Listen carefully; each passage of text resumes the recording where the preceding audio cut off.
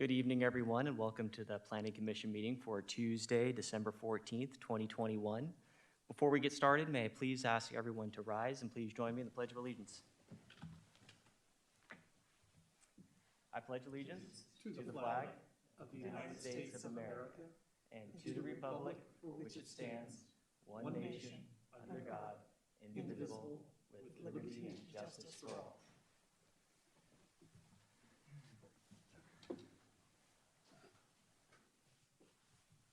Okay, we are still conducting these meetings hybrid. So we have a few required disclosures and updates before we get started, so please bear with me. In addition to this meeting being held at the City of Newark City Hall, this meeting will also be conducted by teleconference and electronic means consistent with the State of California Executive Order N-29-20 and N-8-21 regarding the COVID-19 pandemic. Planning Commission and staff are participating at City Hall and from remote locations. Members of the public may attend the meeting in person, virtually via Zoom, or view it via YouTube. Pursuant to Alameda County Health Order number 21-03, all individuals attending the meeting in person are required to wear a face mask at all times. Public comments may be submitted via email to planning@newark.org. Please include the item number in the subject line and the phrase "for the record" if you want the email read aloud at the meeting. Emails must be received prior to the closure of public comment for each item. For those participating via Zoom, when we get to the item that you would like to speak on, please use the raise your hand feature and the Planning Commission Secretary will turn on your microphone to speak at the appropriate time. Comments shall not exceed 5 minutes per speaker, including email comments that are read aloud, and must be consistent with current speaker rules and all applicable laws. Email comments that cannot be completed within 5 minutes will be read up until the 5-minute mark, and the remainder of the email will be submitted for the official record. The Planning Commission Secretary will call roll for all votes tonight. Planning Commission Secretary Turner, please call roll for tonight's attendance. Certainly. Commissioner Becker? Present.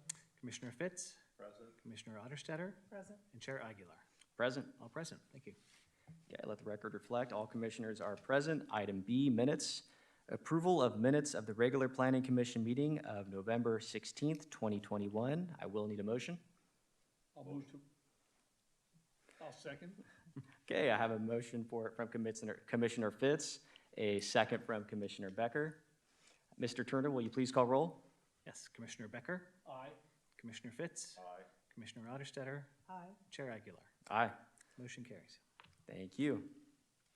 Item C, written communications.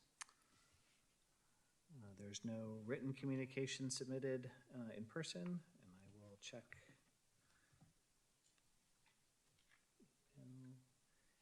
And there is no written communication via email as well. Thank you. Thank you, Mr. Turner. Item D, oral communications. Members of the public are invited to address the Planning Commission on any item that is not listed on tonight's agenda. Public comments are generally limited to 5 minutes per speaker. Please note that state law prohibits the commission from acting on any non-agenda items. Do we have anybody that would, or do we have any oral communications tonight?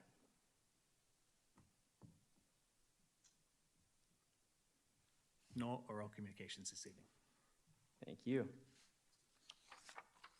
Okay, item E, public hearings. Item E1, public scoping session to receive public comments for the notice of preparation of an environmental impact report for the Mowry Village subdivision project located southwest Mowry Avenue, including 3 parcels, APN 537-0850-001-11, APN 537-0850-001-13, and APN 537-0850-00200 from Deputy Community Development Director Interiana. Thank you, Chairman and Planning Commission. As you stated, we have tonight our EIR scoping meeting for the Mowry Village Development Project. The applicant is Mowry Project Owner, LLC, and the city is the lead agency. The purpose for tonight's meeting is to provide information on the EIR process, provide a brief overview of the project, and to get input on the scope of the EIR. We're here to get your feedback on the list of topics to be analyzed for the EIR and any alternatives to be analyzed also with that process. Separate hearings will be held for the entitlements of this project. Tonight with us we have our Stantec is our environmental team. We have Anna and Kayla here with us today, in addition to a Zoom panelist, Trevor, who is also on the line, and they will be helping us with this presentation. Okay. So we'll go over the introduction to the project, we'll provide an overview of the process, explanation of the project, scope of the EIR, and any public input. The project is located in the city of Newark on the southwestern of Alameda County. It's in the intersection of Mowry Avenue and Union Pacific Railroad. In regards to the general plan in land use, the project is designated low-density residential and zoned park. The project is proposing to rezone the project site from park to residential single-family, 6,000. In regards to the site history, the project site is within the Newark Area 3 and 4 specific plan, which was adopted by City Council in 2010. The specific plan consists of approximately 856 acres of land on the western edge of Newark. Area 3 is approximately 296 acres, and Area 4 is approximately 560 acres. The Newark Area 3 and 4 specific plan calls for development of up to 1,260 housing units, a major recreational facility such as a golf course, and a new school and park. The project is within sub-area D of the Area 4 plan and is zoned park with the intention for a golf course and other recreational uses. To allow residential uses in this sub-area D of the specific plan, the project would require specific plan amendment and a zoning change.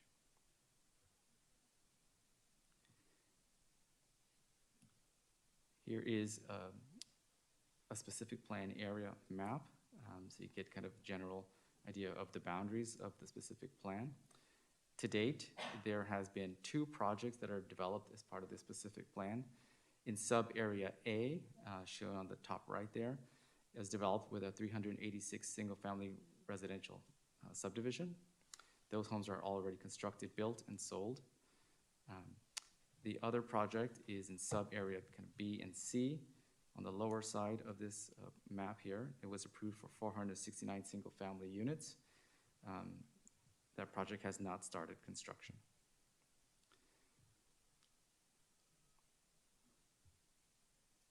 In regards to this project, it's 29-acre site, it's 203 single-family homes, provides 4.89 acres of open space.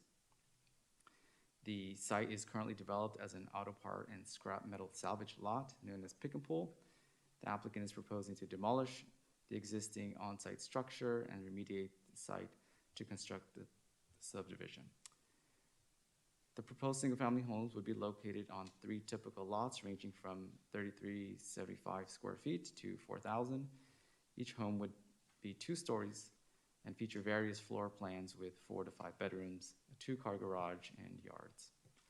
The various homes would feature new traditional Mediterranean, contemporary Spanish, or farmhouse architectural styles. The proposed project would provide approximately 4.8 acres of combined private and common open space. The open space would include 0.94 acres of common open space consisting of landscaping, bioretention areas, and a pocket park. The pocket park would be located in the center of the project site and would include amenities such as lawn, pedestrian path, and picnic tables. Additional improvements would include on-street parking, drive aisles, underground utilities, low-impact development drainage, water quality treatment areas, lighting, sidewalks, and landscaping. The proposed project would also include improvements in widening of Mowry Avenue. The proposed project would widen the right-of-way of Mowry Avenue south of the Union Pacific Railroad tracks from 49.5 feet to 54 feet to accommodate the 12-foot vehicle lanes in both directions, 12-foot wide median, and left turn pocket to access the project site. In addition, providing a bicycle lane in each direction of travel. The proposed project would provide a crosswalk at the Union Pacific Railroad crossing, which would be equipped with a crossing arm, upgraded roadway panels, signage, striping, and pedestrian path improvements to encourage for safer access to the project site, surrounding development and recreational other facilities. The railroad crossing would also include required gate signals, visual and audio and video and audio equipment as required by the Union Pacific Railroad. The required approvals for this project as of today, as we stated, was a specific plan amendment, rezone, likely a overlay district, vesting tentative map, a design review, grading building, and encroachment permits. So that provides the overview of the project that's proposed as of today.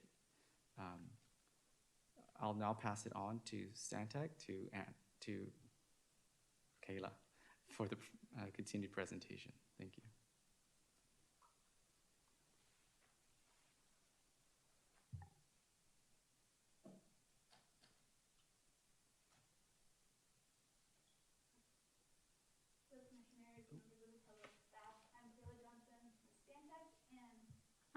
In these next few slides, I'll be going over what is CEQA, the EIR process, and providing public comment on the scope of the EIR. So, CEQA stands for the California Environmental Quality Act. It's a statute that requires state and local agencies to identify the significant environmental impacts of their actions and to avoid or mitigate those impacts. It also seeks to foster an informed and transparent decision-making process by providing information to decision makers concerning the environmental effects of a project undertaken by the agency. Environmental impact, or an EIR, is just one type of CEQA document, and the EIR is an informational document designed to inform the public and the decision makers about the potential environmental impacts of a project. It also identifies the ways to avoid or lessen impacts through mitigation measures and alternatives. But keep in mind that the environmental impacts are just one of the factors considered by the decision makers when deciding whether to approve a project or not. Next slide. So Stantec is the EIR consultant on the Mowry Village project. Our role is to work with the city and staff to prepare a technical document that analyzes the environmental impacts of the proposed project, identifies ways to lessen the impacts, and that clarifies the environmental issues and choices. The EIR consultant is a neutral party, and we do not advocate for a particular decision on the proposed project. Next slide. So our goal is to produce an EIR that accurately assesses potential impacts of the proposed Mowry Village project, identify mitigation measures to reduce impacts, identify impact-reducing alternatives, address community concerns, and ultimately provide the city's decision makers with the information necessary to understand the environmental impacts of the project. Next slide. So this slide shows the steps in the EIR process and the opportunities for public input. The items in blue are the 3 main steps of the EIR process, and the corresponding bullet points provide detail on the documents prepared during each step, along with the mandatory public review durations and the opportunities for public input. So as you can see, the NOP is the first step in the approximately 8-month EIR process, and we're here tonight for the public scoping hearing. And the NOP, or Notice of Preparation, was distributed on November 30th, and it's required to be available for public review and comment for 30 calendar days, or in our case, the NOP comment period is slightly longer and will close on January 3rd. The scoping hearing is required to occur during the 30-day public review period, and the purpose of this meeting is to inform the public that the City of Newark is evaluating a project under CEQA and to solicit public comment regarding the type and extent of environmental analyses to be undertaken. Once the NOP comment period closes, a draft EIR will be prepared and will consider all NOP comments received. In accordance with CEQA guidelines, the draft EIR will be released for public review and comment for a required 45-day review period. After tonight's meeting, there will be 2 additional opportunities for public input, and that will happen during the EIR step and also at the final EIR. Next slide.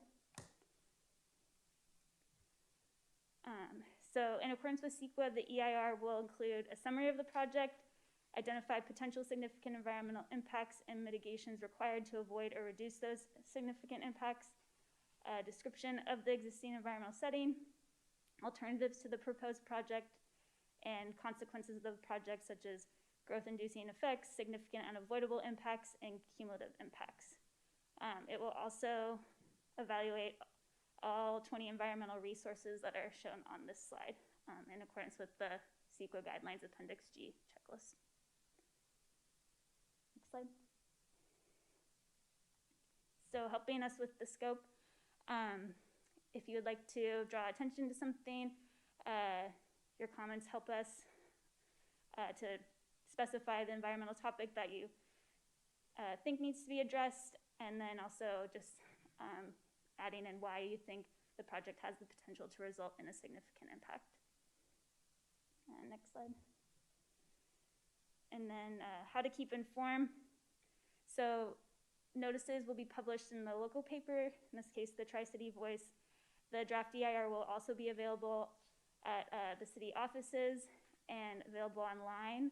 And the NOP is currently available online at the project website on this link shown here.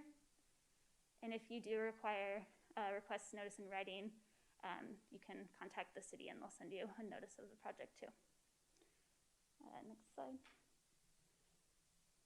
So what are the next steps? The NOP, as shown here, will be, closes on January 3rd, and then all comments can be submitted to Art Interiano, and his email and phone number are included here.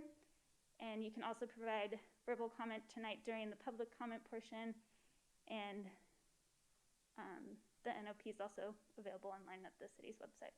So, pass it back over to you, Art. Thank you.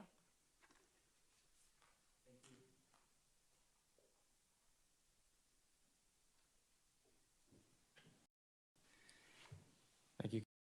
That concludes our presentation, and we're here to answer any questions.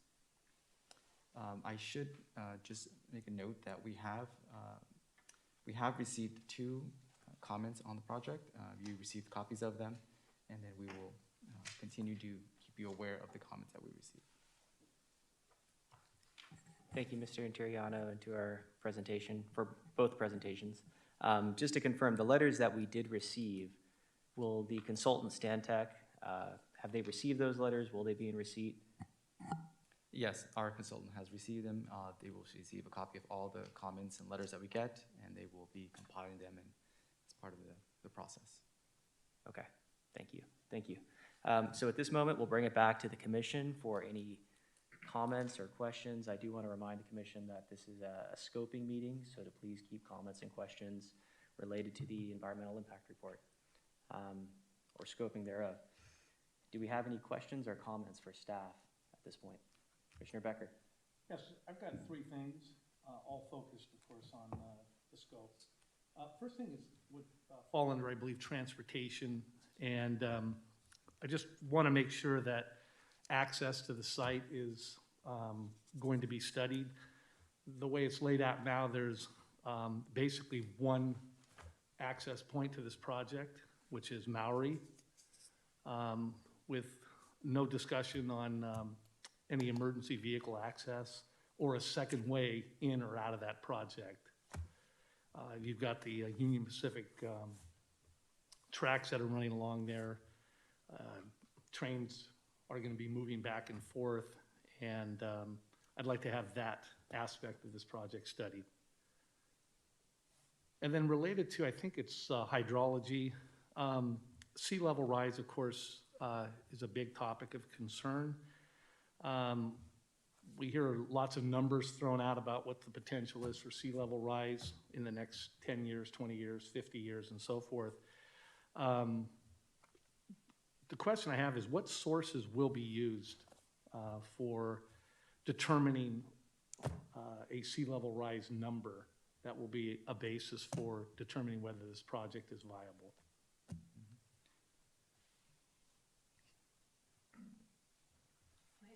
get up and respond in between? Yes.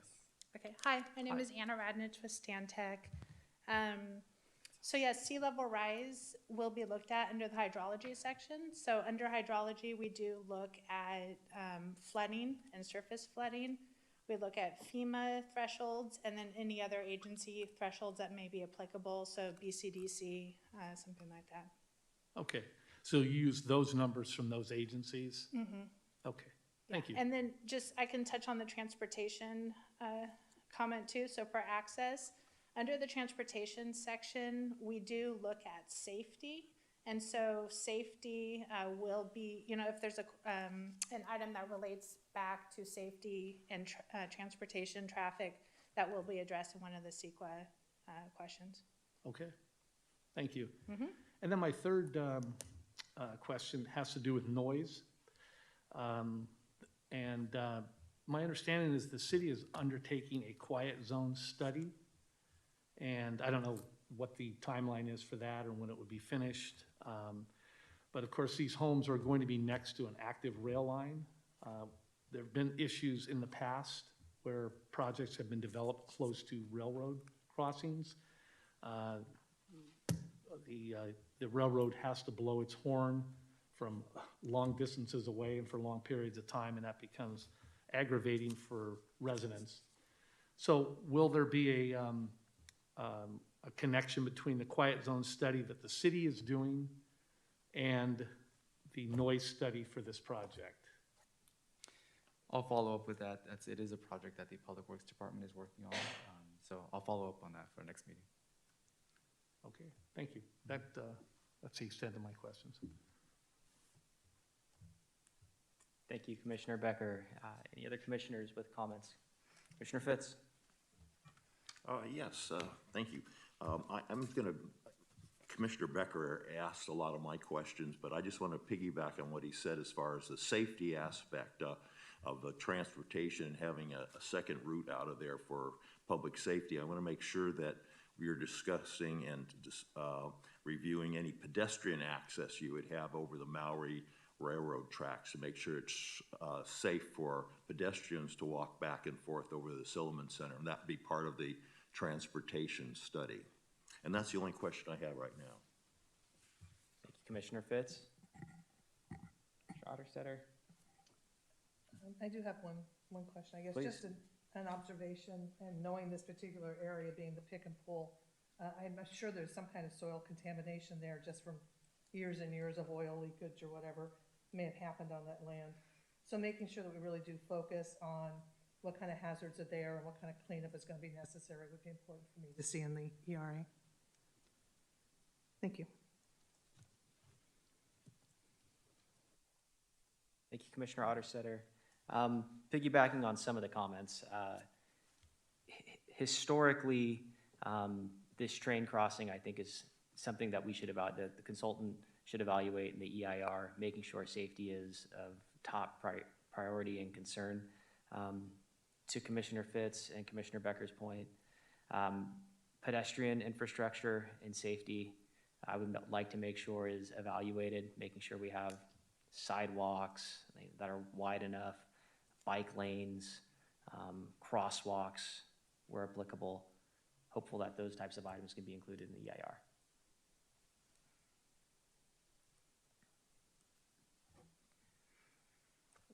With that, I will open up the public hearing for any questions or comments.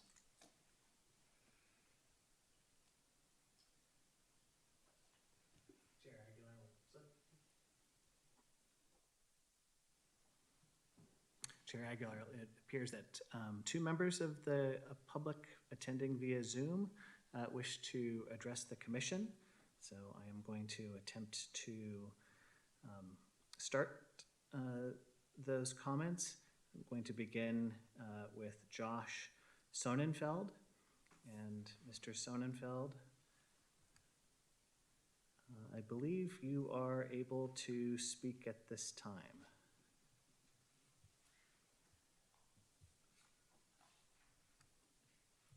And Mr. Turner, are they providing you with, we get their name, you're providing us with the name, but address for a recorder? Yes, you may want to ask the Perfect. speaker for name and address for the record, please.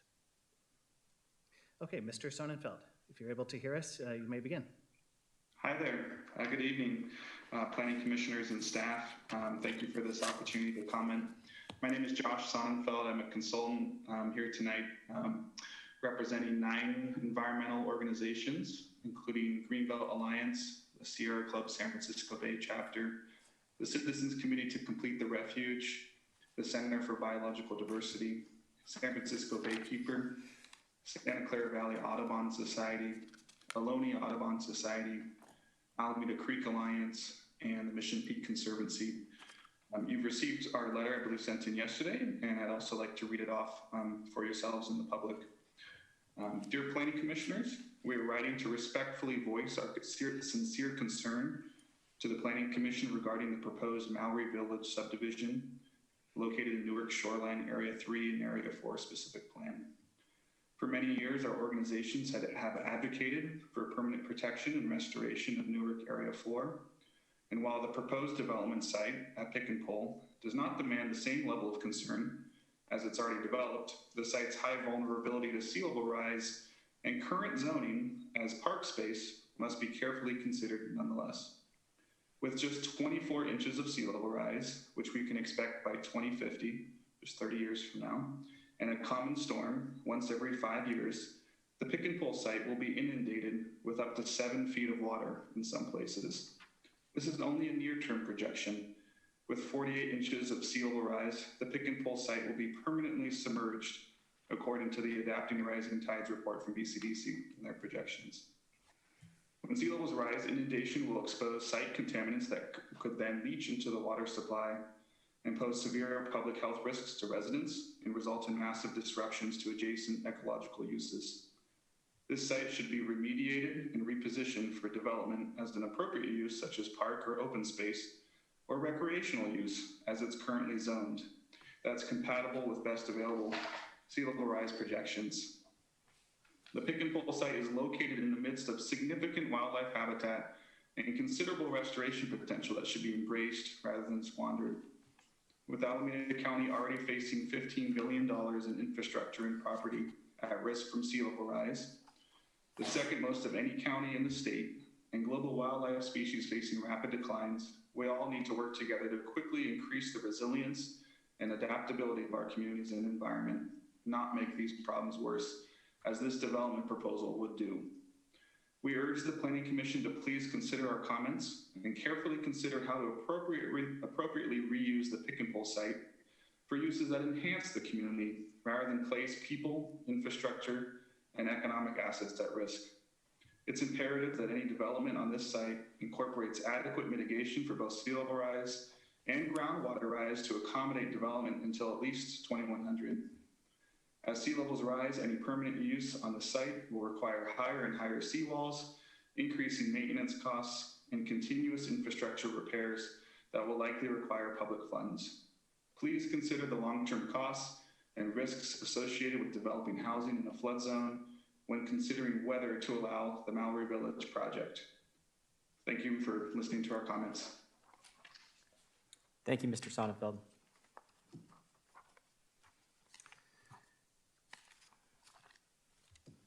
Bring it back to the planning commissioners. Do we have any questions from the speaker or for the speaker? Okay.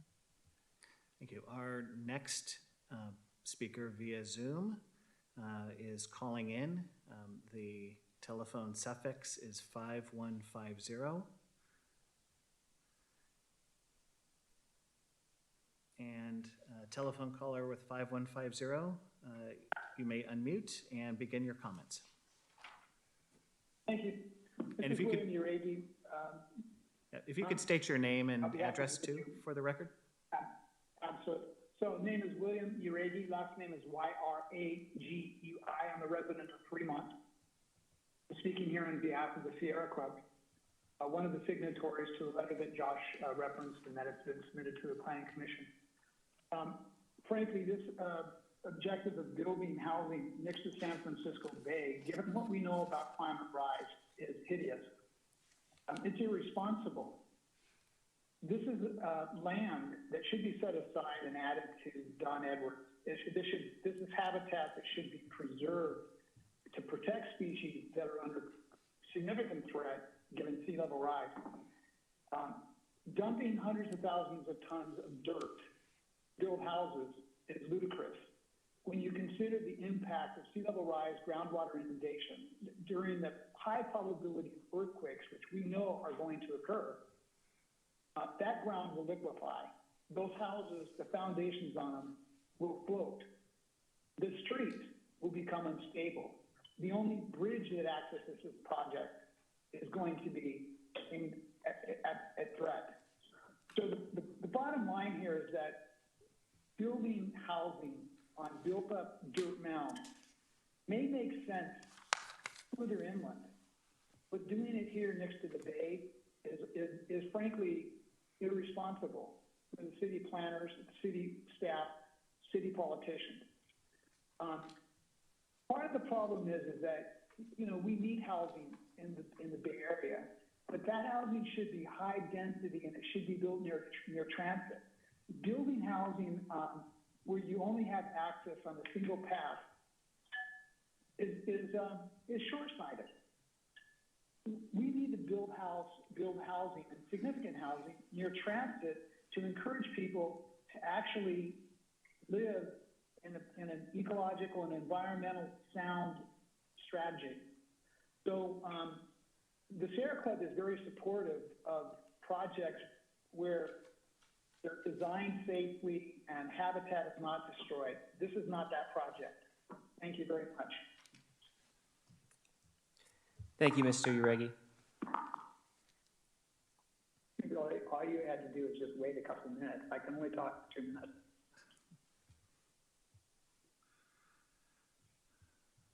Okay, Chair Aguilar, we have one additional speaker from Zoom.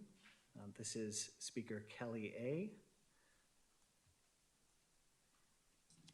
And Hi, my name is Kelly Abreu. I'm in Fremont resident.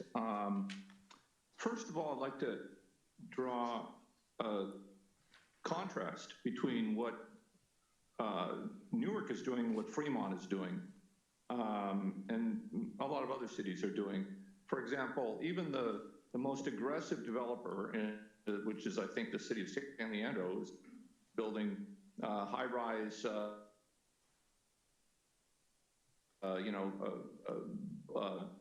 they're not building this kind of low-density housing out on the mudflats or on the former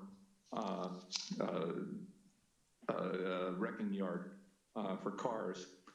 If you look at the map of this thing, it's the railroad line kind of runs pretty close, and as the commissioner just said, what are we doing to prevent all those train horns blowing from disturbing the new residents? The city is deliberately working here to balkanize all these little neighborhoods. They've got this District B, District C, D, whatever. All these, seems like about 3 or 4 neighborhoods of housing that are planned long in advance, but approved and litigated separately. And now we have just another phase of this. So this city, Newark seems to have an unlimited supply of mudflats that in chunks of 1 or 2 or 300 or 400 houses to destroy. And then this particular one, if somebody wants to go and walk to the 2,000 feet to the Silliman Center, they got to cross the railroad tracks, so it might be a little bit dangerous. And then there's no way, they're not going to be allowed to walk down to that other development that you're just now approved, just to the southeast, are they? So each little tract of 2 or 3 or 400 houses has no ability, not driving, not walking, not bicycling, no ability to communicate and interact and travel to their neighbors. It's kind of sad, actually. And then, you know, why isn't Fremont building any of these kind of houses, low density houses, out by the Bay mudflats? I just don't see any of them. Maybe they're not doing it because it's not a good idea. It's a very bad idea for all the reasons we just heard. And of course, from the cities of Newark's point of view, what is the liability here? If this thing in 30 years or 2 feet of sea level rise plus a little bit of storm surge or whatever, if there's some damage to the pipes underground or to the lawns or to the streets or to the people's living rooms or whatever, some flooding somewhere, who's liable for that? I bet you it's not the city. I bet you that's why the city has been so aggressive to build all these things and then tax all these people, because maybe there is no liability coming back to the city, even though maybe there should be. Somebody should be planning ahead and not putting large subdivisions out in dangerous areas that maybe they weren't considered dangerous 10 years ago when people didn't, or 20 years ago when people didn't really see the danger of sea level rise. But now, and also they maybe weren't a little bit less respectful of the environmental concerns.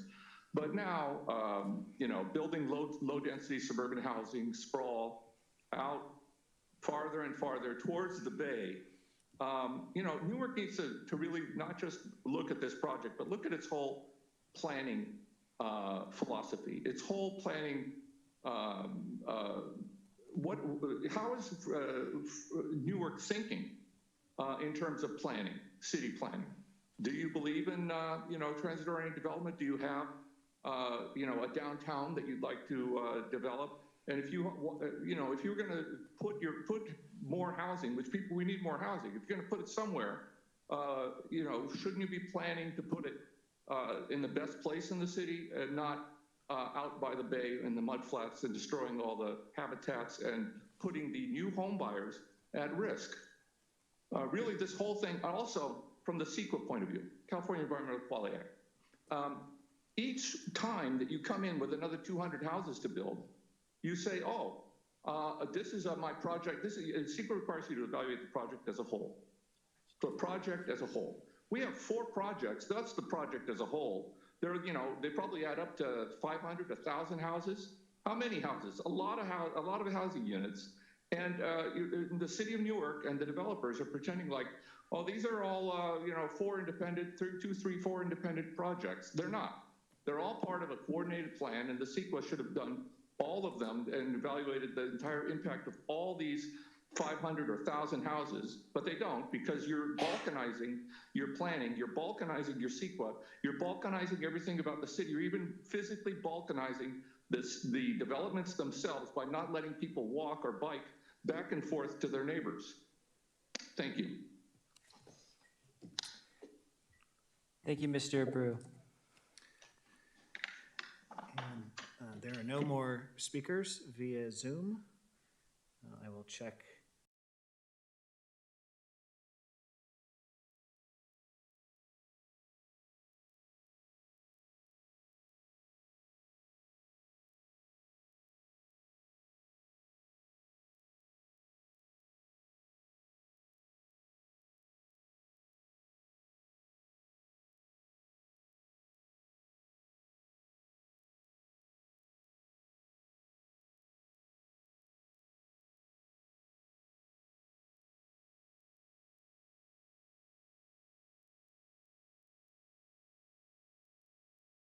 So just a little bit of a recap. What I heard today was, in terms of concern or areas to investigate as part of the EIR, accessibility sounds to be very, very important. Clearly, sea level rise was reoccurring tonight. Traffic, noise, specifically from the train, preservation of the land, contamination, I believe, was brought up a couple times. And then land use is considered a CEQA item, correct? So in terms of land use, sprawl, urban sprawl was also brought up a couple times. So I say that as a recap just to make sure that we're encapsulating everything that we heard tonight for our consultant. With that being said, again, do we have any, it's not a vote tonight, just more or less a scoping meeting. Are there any other questions or comments? Did you cover geology? That one speaker was concerned about liquefaction and so forth. That's a good point. Geology was also one. Thank you, Commissioner Becker.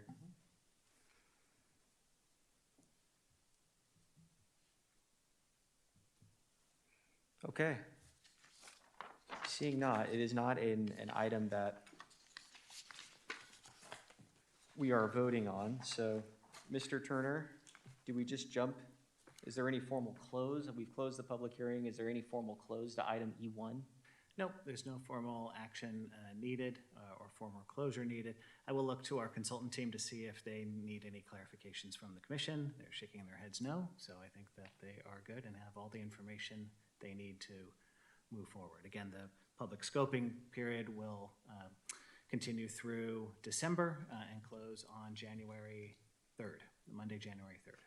And we can take comments via email, written, as per the instructions received by the commission tonight. Thank you. And thank you for your presentation. Okay. Yeah, Commissioner Fitz. Yes, just a general question. When would we expect this to come back before us again? Months from now?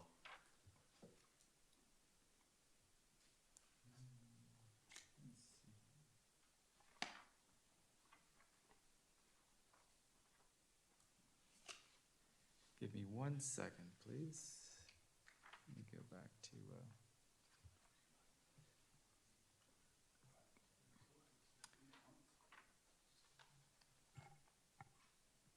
So Kayla, correct me if I'm wrong, looking at my consultant here, but that would be the project draft EIR, and that'd be that public hearing related to that.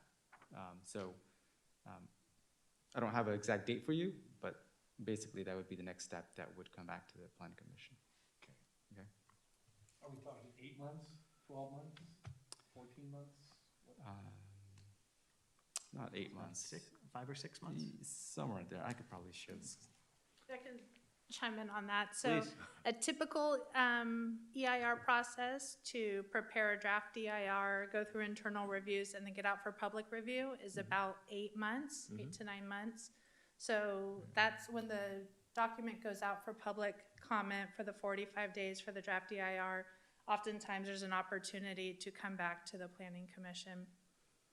Perfect. But then down the road, you'll actually, once it's all finalized, also vote and have your actual planning commission hearing on the project for the entitlements as well. Excellent. Thank you. Mm-hmm.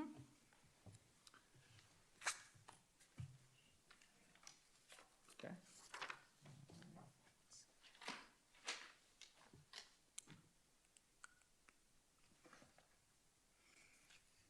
Okay, moving on to item F, staff reports. No staff reports this evening.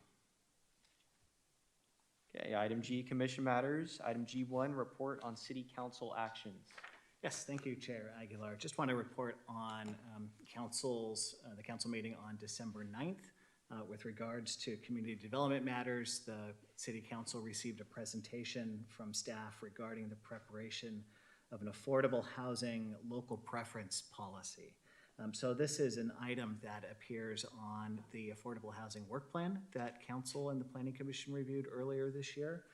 It's just one of those items, I think, that was intended to be started around this time, and really it's the intent of providing the Newark community and a first shot at the affordable rental housing that will be created within the community within the future. Certainly there is a sense that if the city is investing in affordable housing within our community, that our local Newark community should have the first opportunity to rent homes in a formal way. We have been doing marketing programs around affordable housing for the few developments that we have, but we're looking to make it a little bit more formal and have a local preference policy that's adopted and likely codified that will describe the types of preferences for the Newark community. In many communities who are adopting these types of preferences, it's a live-work preference, so a preference for folks who live in Newark or who have a job within. There's many different other preference types, but the city council seemed to be supportive of the staff recommendation to focus on a live-work preference. And we need to do a number of studies in order to develop that policy further. And as we described to council, there's a displacement study. So we want to really understand how members of the community are being displaced by high housing prices and determine exactly who is being displaced so we can craft a local preference policy that addresses that displacement.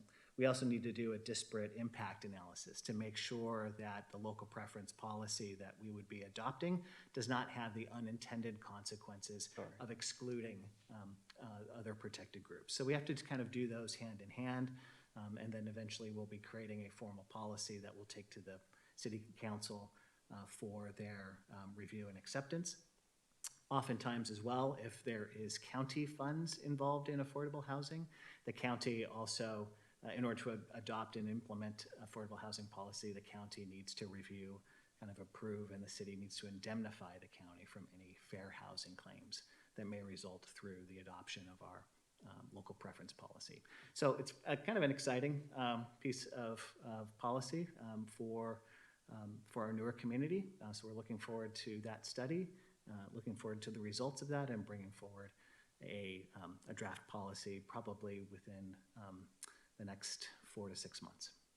So looking forward to that. Also, the planning commissioner application period closed last week. My understanding is I think there's 6 applications that have been received. And per our typical process, the mayor reviews those applications, provides interviews, and then the city council makes a decision on those candidates and appoints a new commissioner. So we're hoping that that takes place in January, so that we will have a new commissioner on board shortly. There's also a number of other items that I think the commission wants to take a look at as soon as possible, and this will likely occur during the January Planning Commission meetings. We do need to select a new chair and vice chair, so we'll agendize that. Also, there's been a sense of a desire to perhaps change the start date or start time of our meetings from 7:30 to 7 o'clock. It turns out that start time is reflected in our bylaws, so we have to amend the bylaws, and that usually takes council action for that before we can actually officially meet at 7 o'clock. So a couple of steps that we need to do in order to recognize that. And then finally, our next meeting will likely be on January 11th. So please put that on your calendars. That's a regular meeting. We expect to bring forward to the Planning Commission a recommendation for a conditional use permit for an entertainment use at a restaurant. That is all of the announcements from staff, other than our desire for the commission to have a safe holiday season. We're very happy to have served you during this year, a very busy year, and look forward to a very exciting 2022. Do you have to cancel the next meeting? Oh, yes, and we will officially cancel the second regular meeting in December, which takes place right during the holidays. So we will go ahead and do that. Thank you. Thank you, Mr. Turner. I'll bring it back to the commission for any comments. Mr. Fitz? Yes, I'd just like to echo Stephen's comments. Everybody have a safe and happy holiday season, and we'll see you all back at the first of the year on the 11th. Commissioner Otterstetter? Nothing to add to that. Thank you. Commissioner Becker? Just to reiterate, happy holidays, Merry Christmas to staff and to my colleagues and to everybody out there. The same, happy holidays.